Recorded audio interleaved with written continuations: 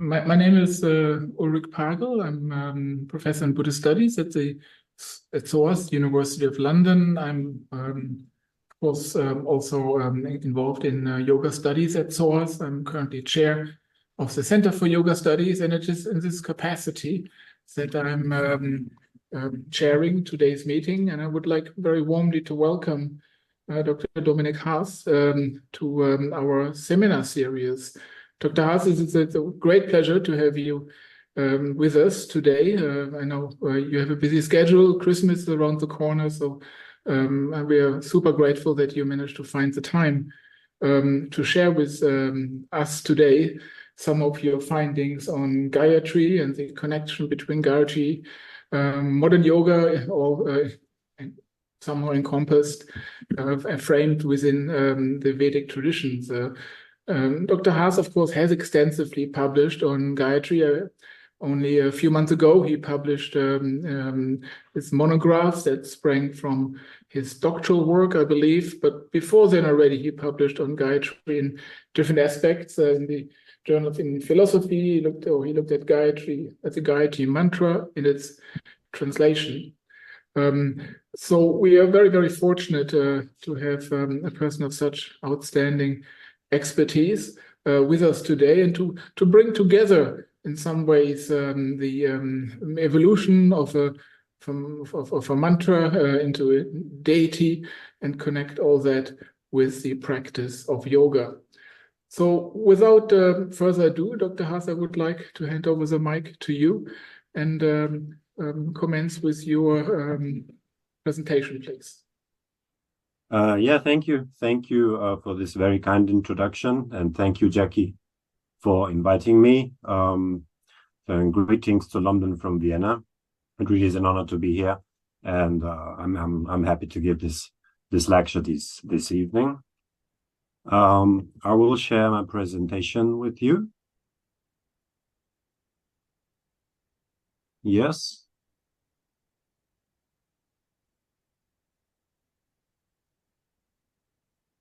Okay, you can see it, it's fine? Yes, very good, thank you. Excellent, thank you. All right, so without further ado, let's begin.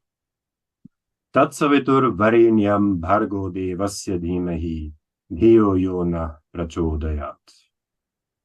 The text I'm showing you here is a verse from the Ṛgveda that is popularly known as Gāyatrī, Gāyatrī mantra, or Sāvitrī. Since the translation of mantras depends strongly on the context, I here present two translations that show how the mantra has been understood in different phases of its more than 3,000-year history. The first translation of the Gāyatrī mantra you see here is based on a reading in its original context, the Ṛgveda, where it is the 10th verse of the 62nd hymn in the 3rd book. May we obtain that desirable splendor of the God impeller, who shall spur on our thoughts. The other translation shows how Sanskrit speakers probably understood the text more than 1,000 years later in the first millennium CE. We visualize that excellent effulgence of the sun god, who may inspire our thoughts. Since its composition by a poet called Vishvamitra Gātina, in the Bronze Age, somewhere in the northwest of South Asia, generations of people have repeated the Gāyatrī mantra on a daily basis, often more than 100 times in a row. Over time, it has developed into what has variously been called the most important, most efficacious, and holiest mantra of all. In Macmillan's Encyclopedia of Religion, for instance, we read, I quote, "Within the set of sacred scriptures, a single passage may stand out as the holiest of all, and therefore the most efficacious. Hinduism recognizes the mystic syllable Om as the essence of all the Vedas, and the hymn known as the Gāyatrī, Ṛgveda III 62:10, has achieved a place of preeminence among all mantras." Unquote. Some writers have also put the mantra on a par with other eminent religious texts, such as the Christian Lord's Prayer or the famous Buddhist mantra Om Manipal mein hu. The so-called all-world Gāyatrī Parivar, a religious movement founded in 1958 by Sri Ram Sharma Acharya, believes the mantra to be the core of Hindu civilization. In an ancient Vedic ritual, actually invented by its founder, the mantra is chanted by thousands of people, many of them converts to Hinduism. As a consequence of the popularization by Vivekananda and reform movements such as the Arya Samaj, the Gayatri mantra has become a mantra that in contemporary Hindu practice may be chanted by anyone, including those traditionally forbidden even from hearing Vedic mantras, such as women, Shudras, and Dalits. The mantra indeed plays an important role, not only in contemporary Hinduism, but also in modern transnational yoga. Numerous spiritual handbooks and websites in various languages are devoted exclusively to explaining what the mantra means and how it is to be used. One such book was written by the famous yogi Swami Shivananda and is entitled Japa Yoga, a comprehensive treatise on Mantra Shastra. According to this book, the Gayatri mantra bestows health, beauty, strength, vigor, vitality, and magnetic aura in the face, Brahmic effulgence. Shivananda also describes various practices involving the recitation of the Gayatri mantra, for example, the Gāyatrī Purascharana. In the Gāyatrī Purascharana, the Gayatri mantra is repeated 2,400,000 times in total. Shivananda recommends between 3,000 and 4,000 repetitions daily. According to him, the Gayatri mantra has the following meaning. I quote, "We meditate on that Ishvara's glory who has created the universe, who is fit to be worshipped, who is the embodiment of knowledge and light, who is the remover of all sins and ignorance. May he enlighten our intellects." Interpretations such as this one illustrate that today the mantra is often understood primarily as a spiritual prayer, not as an ancient piece of poetry or a ritual formula that expresses a wish for splendor or fame. For the sake of comparison, let me again show you the translations of the text as it was understood by Vedic and Sanskrit speakers. May we obtain that desirable splendor of the god impeller who shall spur on our thoughts, and we visualize that excellent effulgence of the sun god who may inspire our thoughts.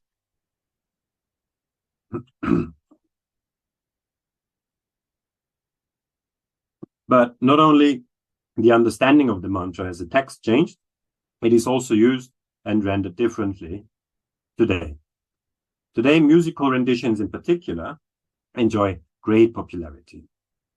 A very catchy version is that by Anuradha Bordwal, a prominent and award-winning bhajan singer. Another well-known interpreter of the mantra is Deva Premal, a German New Age singer who has sold well over 1 million albums. Of course, you can find recordings of their songs on YouTube and other platforms, and I guess that quite a few of you have already come across them.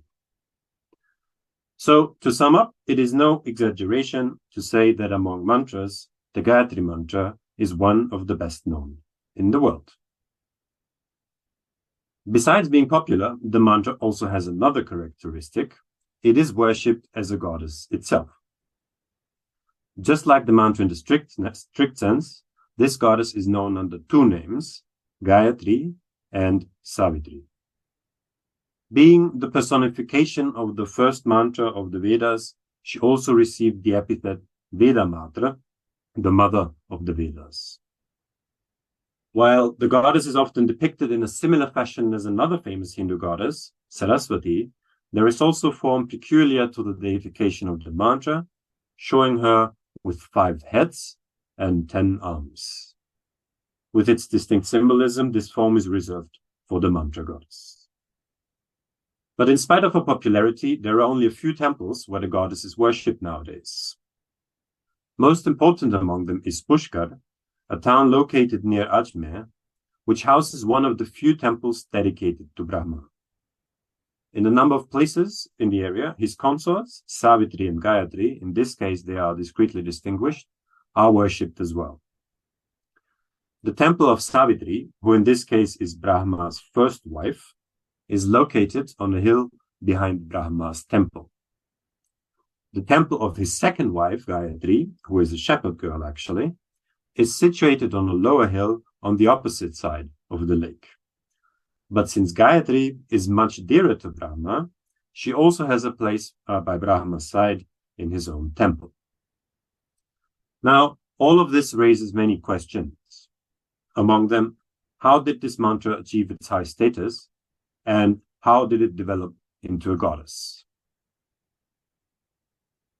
Finding answers to these questions was what kept me busy between 2018 and 2022, when I was working on my doctoral dissertation here in Vienna. The result of this work was recently published as an open access book by the Austrian Academy of Sciences Press. The title of this book is Gāyatrī, Mantra and Mother of the Vedas, and its aim is to show how the mantra gained prominence as a text, as a religious text, and how it was deified. To show this, I collected and subjected passages from more than 100 Vedic and Sanskrit sources from the period between about 1000 BCE and 1000 CE to philological historical analysis. To explain the process of deification, I also followed an interdisciplinary approach that draws on perspectives and insights from religious studies. In the remainder of my lecture, I will talk about the results of my research on the Gāyatrī mantra, and I will begin with the early history of the mantra and its selection as an initiation mantra. In the second part, I will turn to the mantra's deification. Up to the present day, there has been much speculation about the nature and significance of the Gāyatrī mantra, and very often this is also projected back onto its early history. Thus, the Gāyatrī mantra is sometimes said to be a particularly well-composed piece of poetry, a spiritual prayer for inspiration, or a prayer to universal sun god. In my book, I show that these readings cannot be upheld for the early history of the mantra. Rather, I try to demonstrate that it was the adaptive use of the mantra in the early Vedic rituals that was decisive for its selection as the primary initiation mantra. I also argue that this function was mainly responsible for its subsequent rise to a shibboleth of Brahminical Hinduism. Let me explain this in some more detail. When looking at the early history of the Gāyatrī mantra, we observe two things. First, the literal meaning of the text of the mantra virtually never had any bearing on how it was used. Only few ritualists ever cared about what the text meant. Rather, in Shrauta as well as in Griha ritual, the most important characteristics of the mantra were its formal features. These include, above all, its being set in the eponymous Gāyatrī meter, and its mentioning the deity Sāvitra, which is why it is called a Sāvitrī. Only occasionally do we find references to individual parts of the text of the mantra, for instance, to the preverb pra, forward, in the word prachodayat. But the meaning of the main and the subordinate clause that constitute the actual text of the mantra never played any role in its ritual reuse. It is only in the first millennium CE that we occasionally come across sources that show a little more concern for the mantra as a text. The second insight concerns the use of the mantra in various types of rituals. Here we observe that it was often employed in similar functions. In the Vedic rituals that were developed and performed in the first millennium BCE, the Gāyatrī mantra was only one among a variety of Sāvitrī verses set in a specific meter, namely the Gāyatrī meter. As such, however, it was comparatively prominent and often employed in various, in similar ways across Vedic schools. Thus, we observe that it frequently assumes a leading or introductory function within its small liturgical context. Moreover, it is not replaced or substituted as easily as other verses. In Griha or domestic ritual too, the Gāyatrī mantra often served as a kind of prelude to other Vedic verses, or was recited as the first verse or the first mantra. But the ways of employment of the mantra in domestic ritual, in Griha ritual, were also strongly influenced by its use in the Upanayana, which is the most important initiation ritual in Brahminical Hinduism. It is this initiation ritual to which I will turn next. What I consider to be one of the most important insights of my research is that the Gāyatrī mantra did not simply emerge as an initiation mantra from the mists of time. Rather, it was selected by the makers and modifiers of the Upanayana in the mid-first millennium BCE.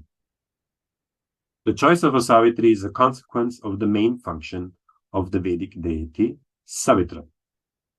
Let me briefly say a few words about this important deity.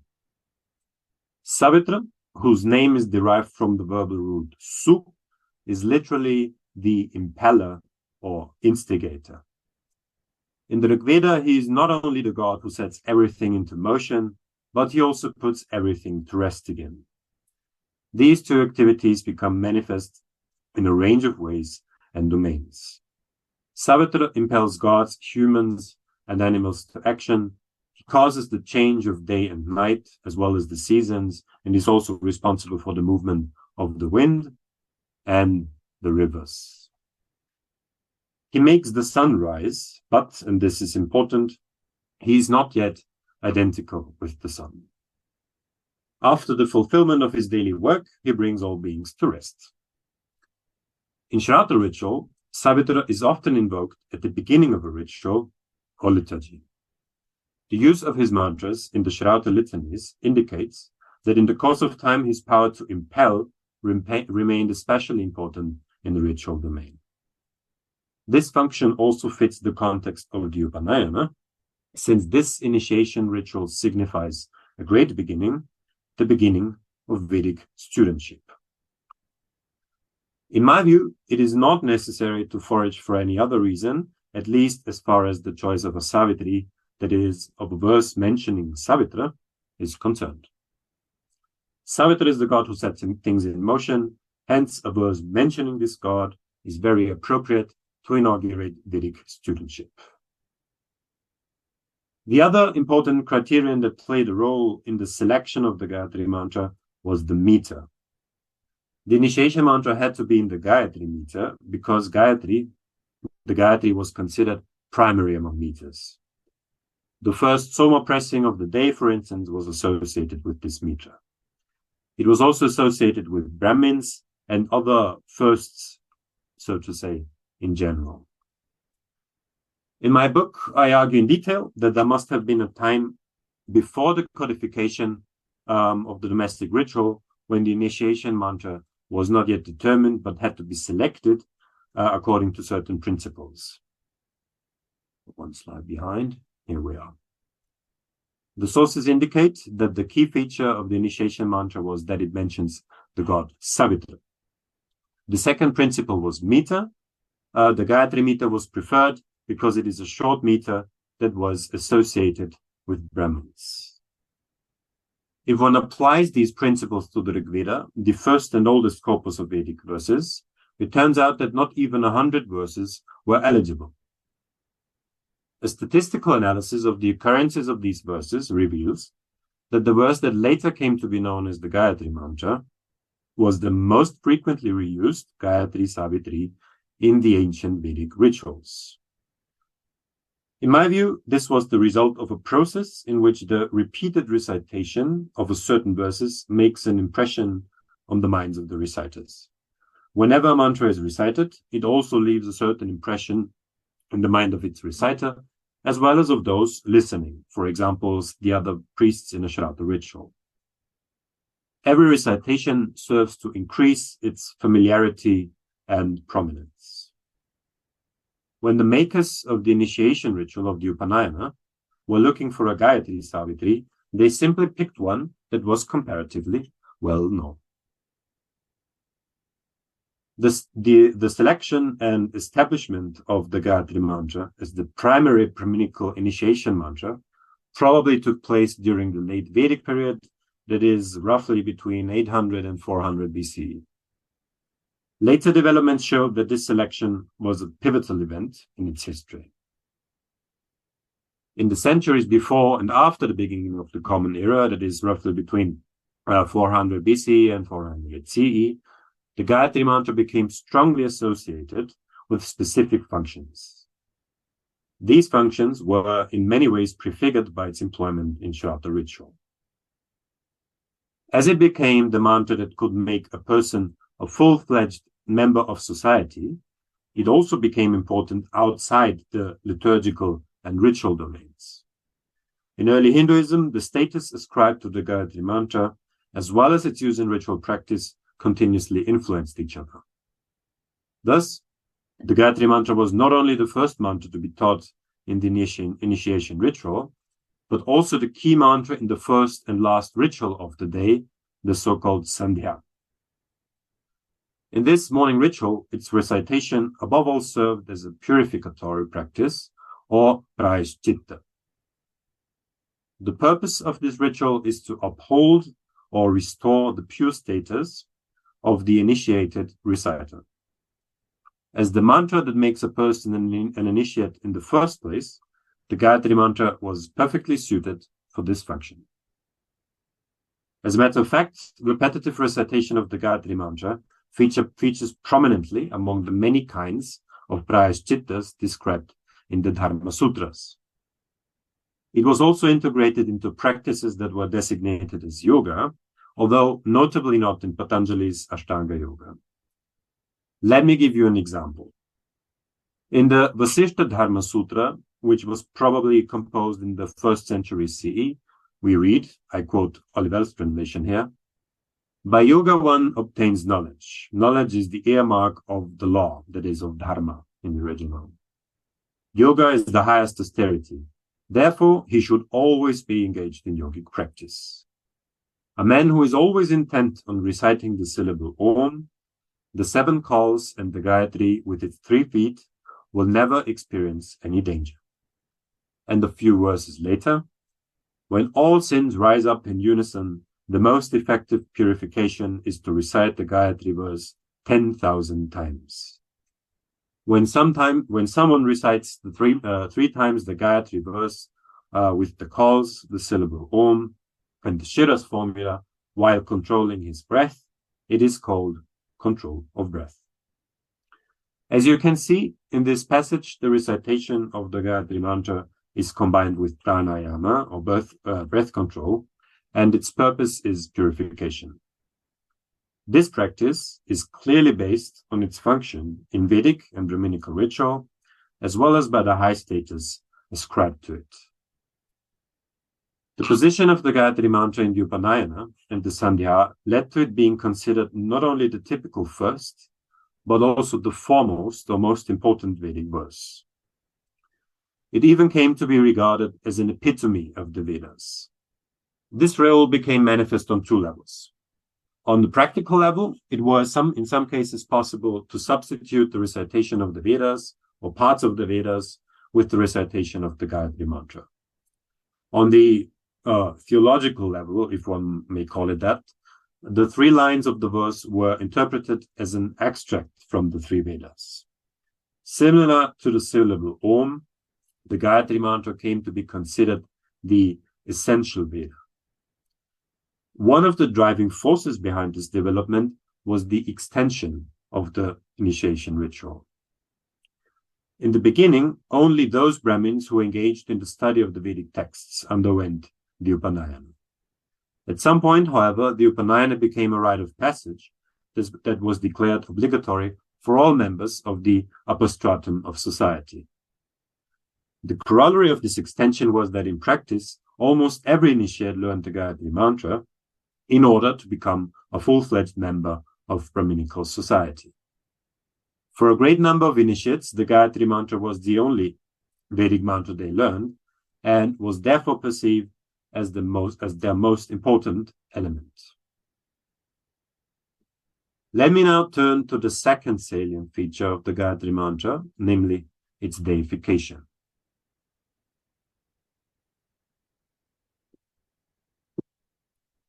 In the second part of my book, I trace the development of the mantra into and as a goddess up to the Tantric age, or the Shaiva age, as it's also called, or more specifically, up to about 1000 CE. I show that several factors contributed to its deification, among them not only its personification, but also its identification with the goddess Surya, or Surya Sāvitrī. I identified two distinct developmental strands in the transformation of the mantra into a goddess. First, the personification, divinization, and lastly, deification of the mantra itself. And second, its association and identification with the goddess Surya Sāvitrī. Evidence for the earliest traces of the personification and divinization of the mantra is found in the small number of passages in several Vedic texts from the final centuries of the first millennium BC, so rather late Vedic texts. In these texts, the Gāyatrī mantra is occasionally attributed personhood and divine qualities. In one text, the mantra appears as the partner or spouse of the Vedic god Sāvitra. In another, it is mentioned as the mother of the initiate, that is, of the brahmacharin who has to undergo the upanaya. In the beginning, such personifications remained metaphorical. But over the course of time, these texts were augmented with passages that clearly depict the mantra as an anthropomorphic goddess. The emergence of this understanding was greatly facilitated by another, more or less simultaneous process, namely the identification of the mantra with an existing goddess. To my knowledge, this first happens in the Mahabharata, in the famous Sāvitrī story. In this story, the childless king Ashwapati repeats the Gāyatrī mantra, here called Sāvitrī, a great many times.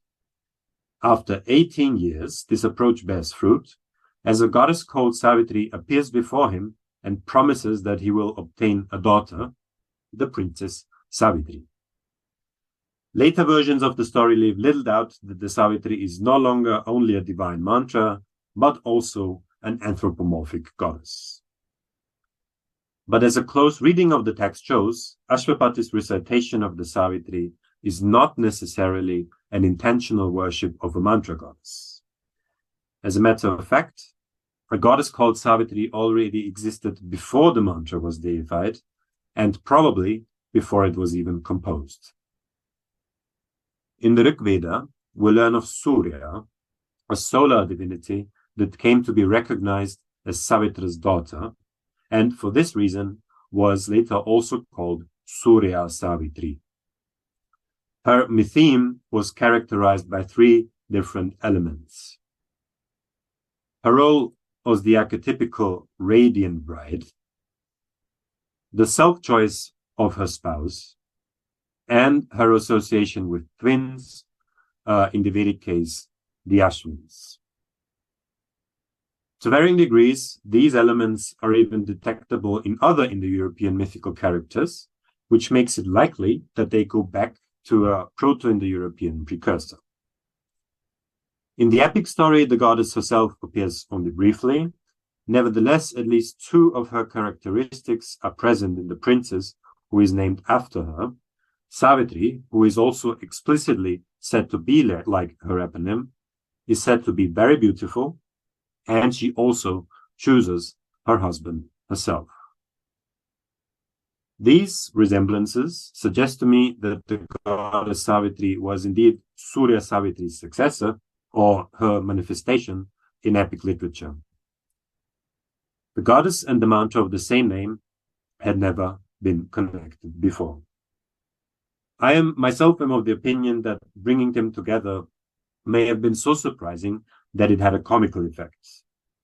On the one hand, we have the embodiment of piety, King Ashwapati, who devotes his time to reciting the most Vedic of mantras, the emblem of Vedic piety, for the most Vedic of life goals, male offspring. What he asks of the goddess is no less than 100 sons. On the other hand, there is Sāvitrī, the role model of the perfect bride, whose self-choice, however, must also pose a certain problem. There can be little doubt that in the eyes of the author of the story, letting a girl choose a husband herself was not how things should ideally work. So there we have it. The recitation of the most Vedic verse brings about the appearance of a goddess who gives the king a single daughter instead of 100 sons. If you're not laughing now, that's okay. You're not the first. Most colleagues don't take my theory seriously, ironically, because they may sometimes be too serious themselves, I think. It's true, of course, that explaining a joke doesn't really help to make it funny, but in this case, it at least seems plausible to me to interpret this story in this way. Anyhow, irrespective of whether there was a comical aspect or not, the Sāvitrī story is the earliest evidence for a fully anthropomorphic deification of the mantra. The goddess Surya Sāvitrī seems to have added what the deification of the mantra had been missing so far, agency, as well as an appealing anthropomorphic form. Already the very idea of associating the goddess called Sāvitrī with the mantra called Sāvitrī may have facilitated the deification of the mantra. The originally independent goddess Surya Sāvitrī, on the other hand, acquired a new manifestation, so to say. Depending on the perspective, one could think of the goddess either as a deity that manifests in, but is essentially independent of, the mantra, that is, a mantra goddess. Or one could think of her as the deified form of the mantra itself, now having a visually perceptible or imagined form. As later texts show, the second conception became the more important one. Let us proceed in the history of the deified mantra further into the first millennium of the Common Era. In classical and early medieval Hinduism, the qualities of the mantra were gradually integrated into the personality of its deification. Mother of the Vedas, or Veda Matra, became the most important epithet and second name of the emerging goddess. This designation was based on the role of the mantra as the epitome of the Vedas. This conception was turned on its head. Originally, the mantra was thought to have been extracted from the Vedas. Now, it became their source, their mother. But despite the fact that the goddess was, by that time, certainly believed to be real and was regularly worshipped by many, her personification as the mother of the Vedas always remained metaphorical. Just as in the case of the mother of the initiate, the deification of the mantra was not conceived of as an actual mantra goddess. In fact, a father of the Vedas is missing in all cases. This does not mean that the mother of the Vedas was an immaculate mother. Rather, she was no real mother at all, at least no mother giving birth to the Vedas. Sometime during the middle third of the first millennium CE, the mantra goddess was also conflated with Sarasvati, who is well known as the Hindu goddess of knowledge, learning, music, and the arts. Both Sāvitrī and Sarasvati were thought to be the wife of the creator deity Brahma. The idea that they could actually be one and the same apparently suggested itself, and they were indeed identified with each other. As a result, Brahma once and for all replaced Sāvitra as Sāvitrī's father. Looking at the ritual texts, we observe that the goddess came to occupy a central position in the Sandhya, a morning ritual that was originally only performed by Vedic students, which is why I call her a Sandhya goddess. The Sandhya became the most important ritual in which the deified Gāyatrī mantra was worshipped, and also became a hub for a multitude of new ideas and concepts surrounding the goddess. And this is still the case today. But back to history. Several medieval texts use tantric forms to add further details to the mantra and its deification, but fill these forms with Vedic content. Looking at the development of the mantra goddess in such texts, we can observe that she became much more visual and also physical. Let me give you one example, the translation of a passage from one recension of the so-called Mahanarayana Upanishad.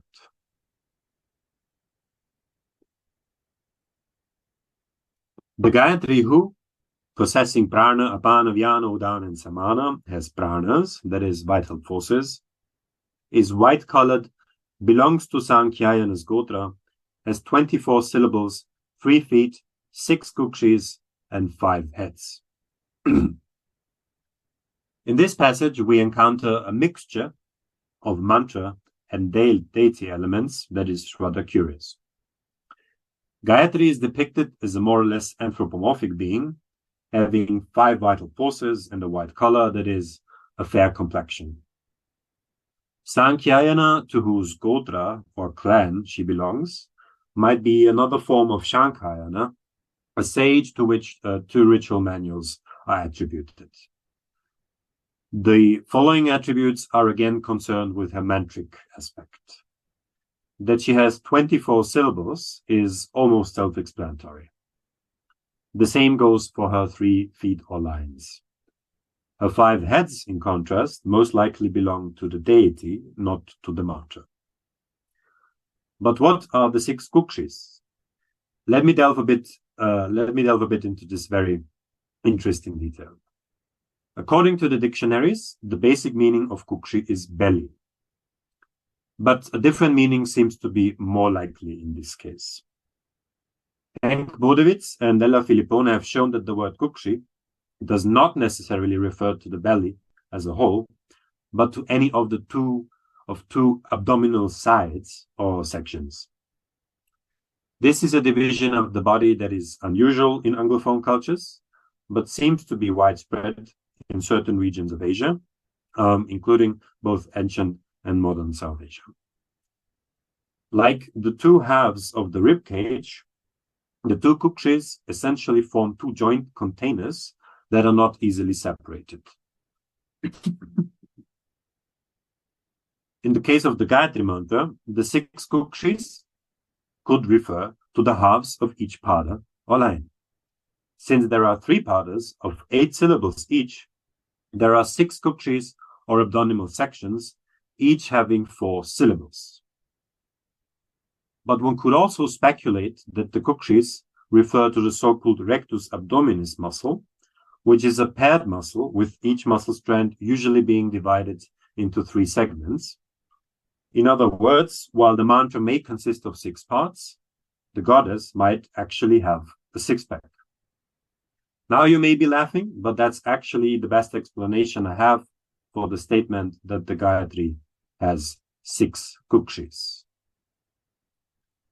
Notwithstanding this increase of visual elements, the elaboration of her anthropomorphic manifestation and her identification with Saraswati, the mother of the Vedas or Sandhya goddess, remain above all the deification of a mantra. In contrast to Saraswati's river, the mantra could always be made manifest by means of recitation. As I'm approaching the end of my time, I will now end my lecture by very briefly summing up what I consider the most significant insights of my research. In the mid-1st millennium BCE, the Gāyatrī mantra or Sāvitrī was selected as the most important initiation mantra of early Hinduism and subsequently evolved into an epitome of the Vedas, the oldest collections of religious texts from South Asia. Since then, generations of people have recited or chanted it daily, often repeating it more than 100 times in a row. From the beginning of the 1st millennium CE, the mantra has been characterized as the mother of the Vedas and has even been worshipped as a goddess itself. The deification of the mantra was the result of 2 processes. First, identification of the mantra with a goddess of the same name, Sāvitrī. Second, personification of the divinization the mantra itself. I hope you enjoyed the lecture. I thank you for your attention, and I'm looking forward to your questions, remarks, and comments. And I will unshare my screen now, I think.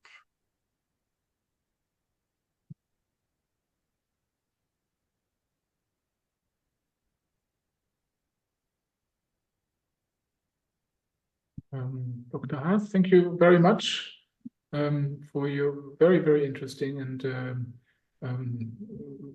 deep-reaching discussion. Dr. Haas, I have myself a couple of questions, if I may, as chair, and then Jackie, we have an opportunity for other members in the room to ask questions. Is that correct? Indeed, they will be presenting their questions in the Q&A. So if there's questions, they will type them into the Q&A at the bottom of the screen, and we can moderate those. So if anybody has any questions, please submit them now. Thank you. I have sort of two or three questions, really. One of the things that you mentioned was that the mantra, the Gāyatrī mantra, was featured very early on in the initiation process. And that this explains in part perhaps its popularity. Is that correct? Or yes, why yes. it is so well known? Now, what do you think was the reason for including this in the initiation process? Because it would have been a very astute move, would it not, if you want to secure its popularity? Do we know why it came to be entered there over other mantras, for example? Yeah. So the first thing that happened, I believe, was that somebody came up with the idea that a good verse to begin Vedic studentship is necessary. So it's not been the case since time immemorial that there was one special verse that inaugurated Vedic studentship.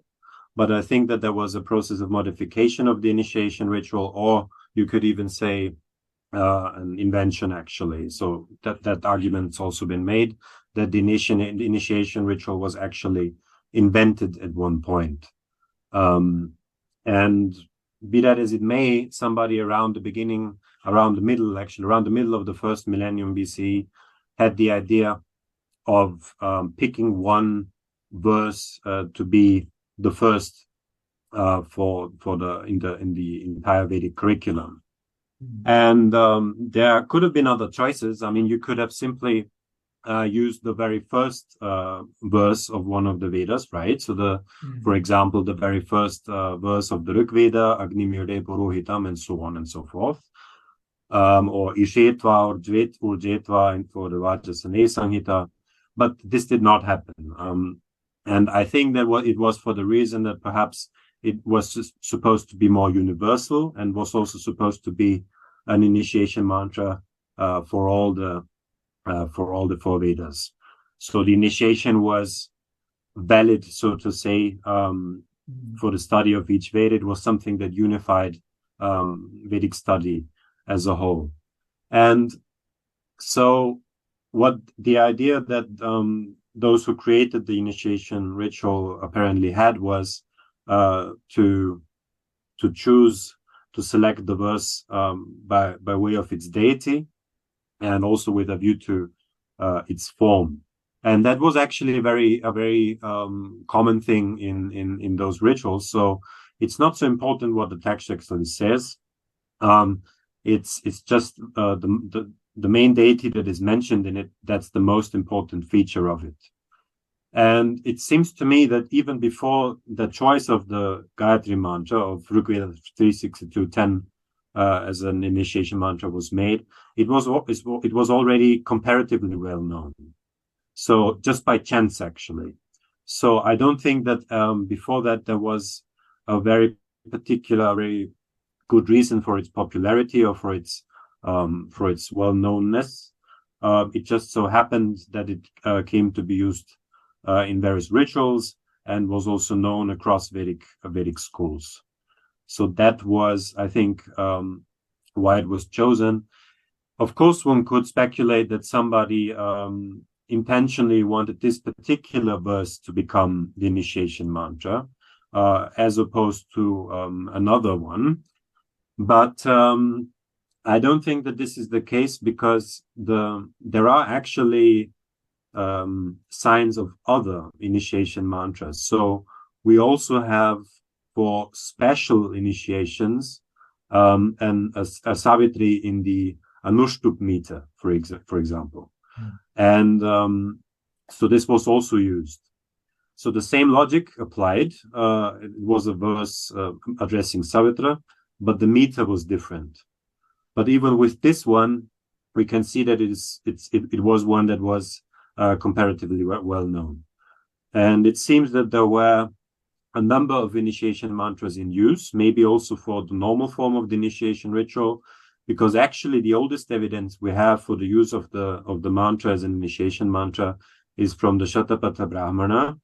And already there it says that the Gāyatrī mantra, the Gāyatrī version, is preferable over the Anushtup version. One should not recite an Anushtup Sāvitrī, one should use the other one.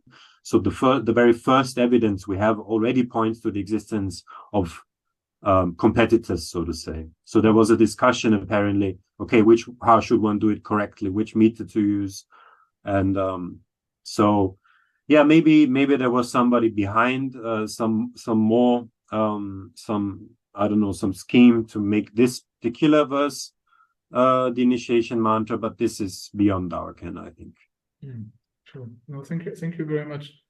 It's been very helpful. My second question is about the process of deification, the process, from mantra to goddess, if you like.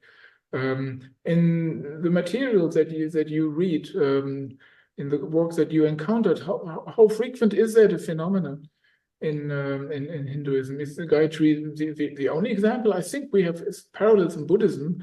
So hence my question. Yeah, no, it is a really good question, and one that you're not the first one to ask it, actually, or to bring this up, because usually when you talk about the deification of a mantra, what is being pointed out to me is that in Hinduism, and especially in tantric traditions, mantra deities are very common. So mantras are regularly worshipped as deities. And we find in tantric traditions, this is all over the place. And that is absolutely true. But it is my impression that this has not been the case since the Vedic age. So actually, in the Vedic religion, mantras are usually not worshipped as deities. And also in what I call early Hinduism, and by this I refer to the all kinds of traditions and practices that were developed after the Vedic period proper. Even there, you don't find that mantras are regularly worshipped as deities. So, from my point of view, we have the deification of mantras in the tantric traditions, and there it's very normal and it's very common. And before that just wasn't there. And it seems to me that the Gāyatrī mantra was actually the first mantra to be worshipped as a deity, or the first mantra where somebody had this idea that it could also be a being that is an agent and can think and move and can perhaps even be seen, or at least imagine, that the Gāyatrī mantra was the first one to be personified and deified in that way. And as I explained, this process is complicated. There are cases where just the mantra itself is deified, but we also have this Surya Sāvitrī strand. So there was a goddess before that. So in some sense, the mantra wasn't actually deified, but was simply identified with a goddess, which is not exactly the same thing. And this idea emerges over the centuries, and by the middle of the first millennium CE, it is very common, and Gāyatrī appears regularly as a deity. But before that time, it was not the case.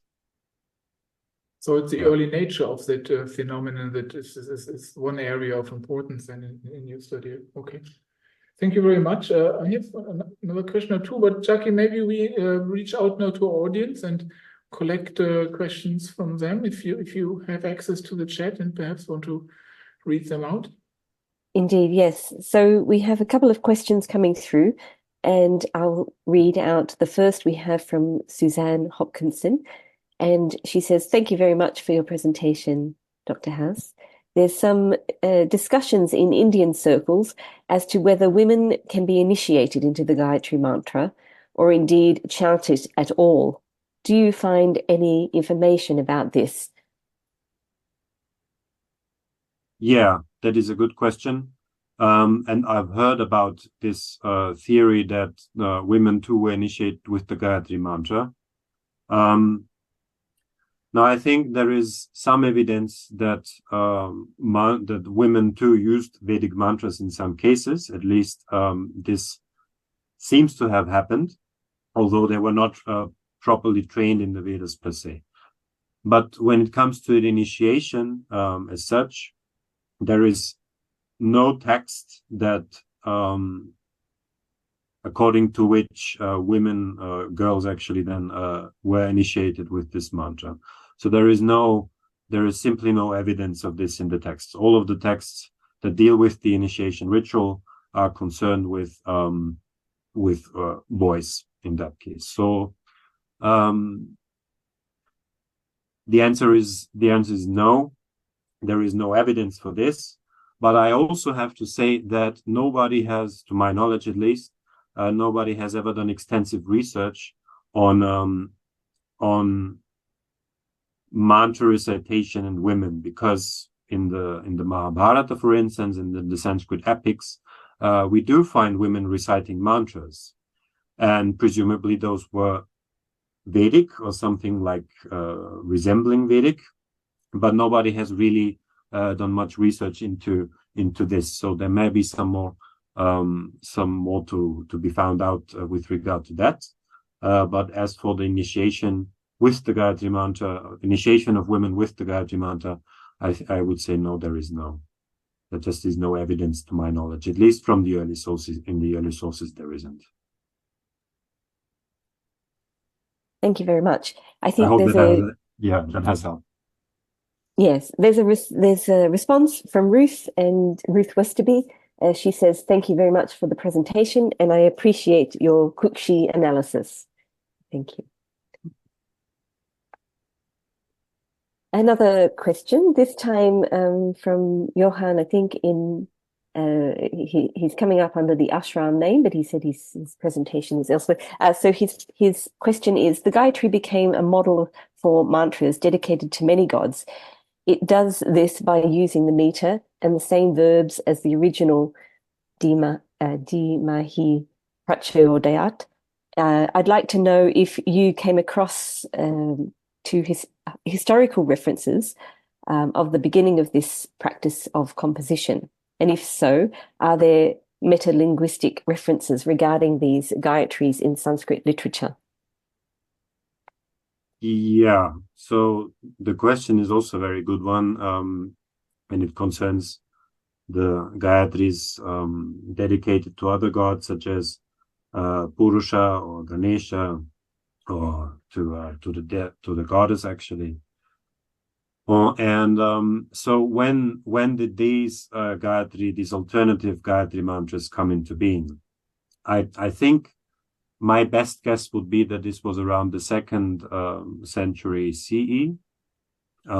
Probably that was we can infer that they may have been around at that time, because it is also around the same time that the mantra acquired its 2nd name. So actually the original name, so to say, of the Gāyatrī mantra is just Sāvitrī. So until the beginning of the 1st millennium CE, it was possible to simply refer to the mantra as Sāvitrī, and those familiar with Sāvitrī would know, okay, this is the Sāvitrī that is being referred to, Ṛgveda 3:62, the best known one. But around in text from around the 2nd century CE, we also find the use of the word of the designation Gāyatrī for the mantra. So the mantra got a second name around that time. And I think that the reason for this was to point out that this is the Gāyatrī, the original one, as opposed to other Gāyatrīs that were in the process of being introduced around that time. And the earliest scriptural evidence I know of for such an alternative Gāyatrī is in the Pañcātta Bhāṣya of the Pāṣupata tradition in the 5th century.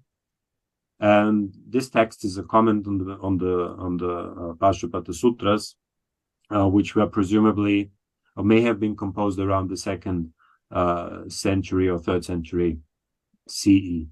So it seems that it was around that time that new Gayatri mantras began to be made up in and used in certain traditions that wanted something. They wanted a Gayatri of their own.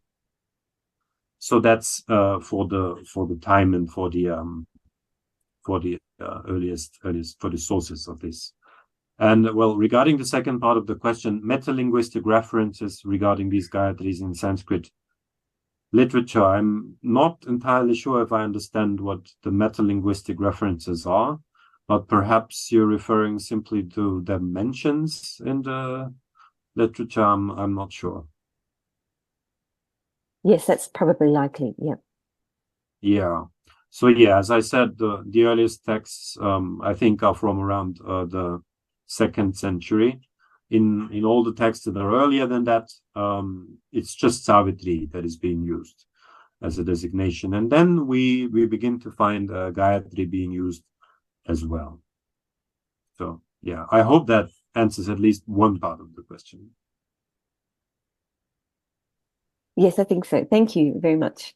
There is another, that's just a comment there, but we have another question here, this time from Anna Freud, who's an MA student at the moment at SOAS University. So she says, thank you for the presentation. What are your thoughts on the idea that Gāyatrī and Sāvitrī are two forms of Gāyatrī, like two sides of a coin, the former relating to knowledge of the supreme truth and the latter to the manifestation which makes use of this knowledge? Yeah. So regarding Gāyatrī and Sāvitrī, so it has to be, the first thing one has to keep in mind is that these really were two alternative names for one and the same mantra. At some point, they became simply, how to say, aliases of one and the same mantra. And it really depends on the text that you are looking at, which one of the two is being used. So there are some texts that mostly use the designation Gāyatrī for the mantra, and then there are others that mostly use Sāvitrī. And occasionally we also find texts that use Gāyatrī Sāvitrī or Sāvitrī Gāyatrī in one breath. So there is a lot of variation with regard to the designations of the mantra. When it comes to the deity, things are equally confused, so to say. In the earliest texts where we find the words Gāyatrī and Sāvitrī being used for our goddess, it's not entirely clear if what is being deified or being personified is the meter or the mantra. So there is talk of a Chandasam matra, and the word Chandas can mean meter, but it can also denote a metrical text. So Gayatri is said to be the mother of the Chandases, that is, of the meters or of the metrical texts. So you already there, you don't know which is which and who is who, and if Gayatri is the mother of the meters or of the metrical texts. But it also was perhaps not that important because meters can only be heard in the form of metrical texts. So this distinction was maybe not as important as we would think today. Regarding the discreteness and their distinction, I do not see in the texts from in the texts that I have studied. So in the text, and all of them are older than 1,000 years, any reference to one aspect referring, or one aspect being associated with the supreme truth or anything like that, and another one as a manifestation. So this is not there. There is not a lot of talk about the mantra at all. So she just appears. I mean, the mantra goddess. She just appears. She is being worshipped. She is given various names, but the texts do not really say much about her. We have the Sāvitrī story. This is one of the few cases where she actually does something and is said to be beautiful. So she is given attributes, but there is not much, how to say, theological information that can be gleaned from the texts. So those are my thoughts. I think that in the oldest texts, this distinction was not clear, and there was no association with two manifestations. Although I like the idea that it was like that, but I don't see it in the sources, unfortunately.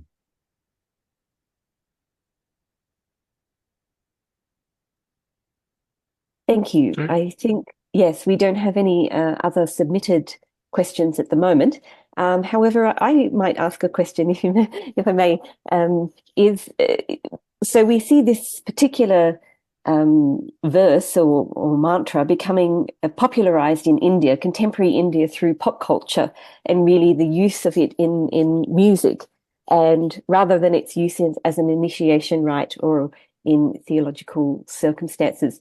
How do you perceive this in your research? What does it mean? Has it become something else now that it's sort of used really by those who are uninitiated and more like a song, if you like? Yeah, I've been wondering about the popularity of the mantra since the beginning, so to say, and I have been asking myself the question: 2,000 years ago, did people who were not initiated know the mantra? Because traditionally they were forbidden to learn Vedic mantras, but on the other hand, we know that there are things such as open secrets. So I like to think that even non-initiates back then also knew the Gāyatrī or heard of it. But I wonder if it was as popular as it is today with all the songs. One meaningful, maybe, or at least interesting juxtaposition I can offer maybe between what we find today and what is in the text. So there is one passage in the Mahabharata which talks about a certain place, and in that place there you are supposed to recite the Sāvitrī, and if you recite it there and it sounds properly, then you are a true Brahmin.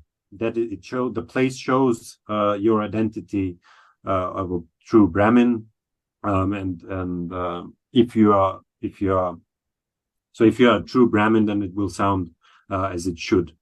Whereas if you're not one and you try to recite it, it will sound like a gatha, so like a song. But this shows that it's not correct. It shouldn't be like that. But this reveals that you are not actually a Brahmin. And today, well, we have the Gāyatrī being sung. I mentioned the renditions by Anuradha Pardwal and Deva Premal. And what has changed with this is certainly that these singers do not heed the the Vedic accents, so they are ignored totally. And so this is something that gets lost in today's musical interpretations of the mantra. And with regards, well, to the initiated and the uninitiated, I mean, you can ask yourself the question: is it now? How does this reflect changes of social identity? Because what was formerly associated with Brahmins, really, or Brahminical religion, now becomes more associated with Hinduism as a whole, including all those who practice Hindu, who belong to Hindu tradition, and women and uninitiated ones too. And this was started by Hindus, strictly speaking. So it was Swami Vivekananda who introduced the mantra as a means, who used the Gāyatrī mantra to convert people to Hinduism. And so, this is what has changed in the last 150 years or so. Yeah, those are some thoughts. I don't know if I can answer your question or respond to it in a better way. I'm sorry. No, that was very insightful. Thank you. Yeah. May I sort of perhaps conclude with one further question, which is very relevant to the Center for Yoga Studies, and therefore I imagine to many of our participants today. In your own work, you intermittently touch upon yoga. It turns up in your study of the Katha Upanishad and elsewhere, I believe. So, to what degree is the Gāyatrī mantra connected to yoga? In your title today, you brought up modern yoga. Is this something that we encounter already in earlier yoga practices? Have you encountered references or approximations? I mean, the one passage I showed is exemplary.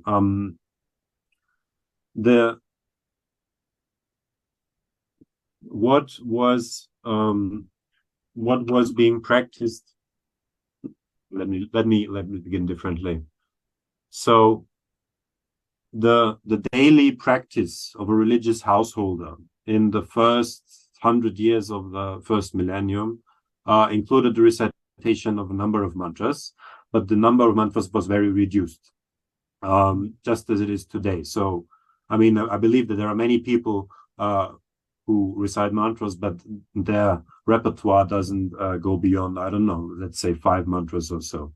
And we find actually the same situation already 2000 years ago, that there was some sort of simplified version of the Vedic religion, or the private Vedic religion, whose most important feature was the recitation of mantras. And the Gāyatrī mantra is one of the most important ones, was an essential part of that daily religious program. And it seems to me that this was just the basic form of Brahminically conformed religion. And this was also what we find in the Vasishtha Dharma Sutra, which I quoted, where we have pranayama and the mention of yoga. And those were simply the most important mantras that were used. And for this reason, they were also used in practices called yoga. I mean, of course, we should already begin by defining what is yoga.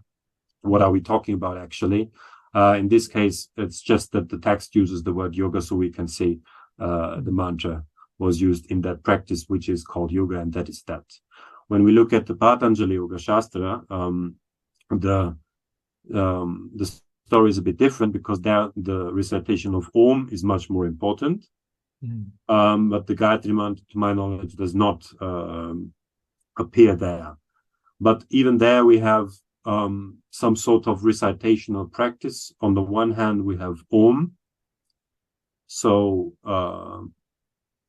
recitation of Om is an essential, or probably repetition of Om is an essential component of Patanjali's yoga.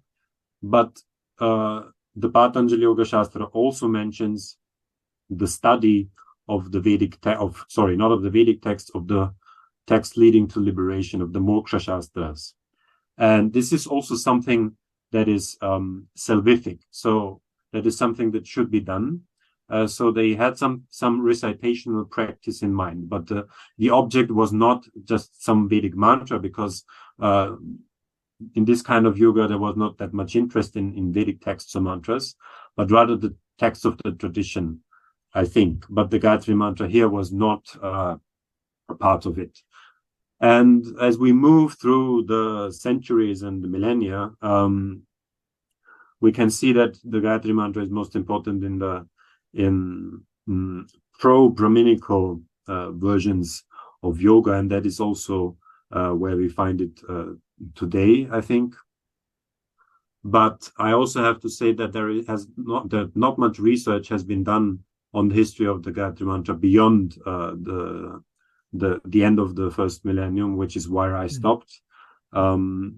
We have a lacuna here, so there is a gap in the research, and then it begins again with Vivekananda, basically, or Ram Mohan Roy, who also comments upon it. But there has not been done that much. There has not that much research has been done on that.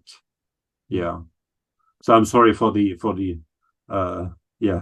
lacuna I present you with. Yeah, we're all mightily disappointed that you studied only 1,000 years and not 2,000 or 3,000 years.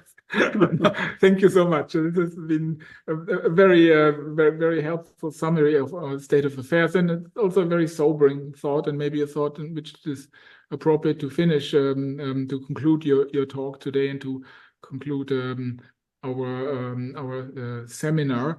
Dr. Haas, it has been an absolutely wonderful pleasure to hear you, to hear about your work on Gāyatrī. I've encountered it in references several times now, and it's been wonderful to have actually the opportunity to get an in-depth analysis of that. It's wonderful that we have now open access books. I just downloaded your books a couple of days ago in preparation for this talk. I'm sure many people will do the same. Finally, let me thank all of our participants today, those who posted questions in particular. My thanks also go to Jackie, of course, who helped organizing this event as all events. And I look very much forward to see you again in the coming year for our next seminars. And until then, I wish you all Merry Christmas, if that is what you celebrate, or otherwise a wonderful holiday. And Dr. Haas, to you, of course, in particular, you're living in Vienna, so Christmas is a huge deal there, I'm sure. Very, very, very nice event there in particular. Jackie, is there anything we need to add at this stage, or are we good to conclude the seminar? Yes, we're happy to conclude, and I'd like to also give my thanks both to Dr. Hez for this wonderful presentation, yourself, Professor Pegal, for chairing the event, and just to let our audience know that we will be starting again in the new year with some events. Already we have advertised and able to enroll in our next event scheduled for the 29th of January, which is a presentation by Dr. Aisha Irani, who will be speaking on yoga for the Bengali dervishes, and then also a book launch later in February by Dr. Jason Birch on the Amarauga and the Amarauga Praboda, the genesis of Hatha and Raja Yoga. So thank you all very much. Thank you. Thank you also. Let me stop you for a second. It was a real pleasure, I have to say. It was a real pleasure to present. Yeah, thank you. Wonderful. So a good evening to all, and hopefully our paths will cross again. Thank you. Goodbye.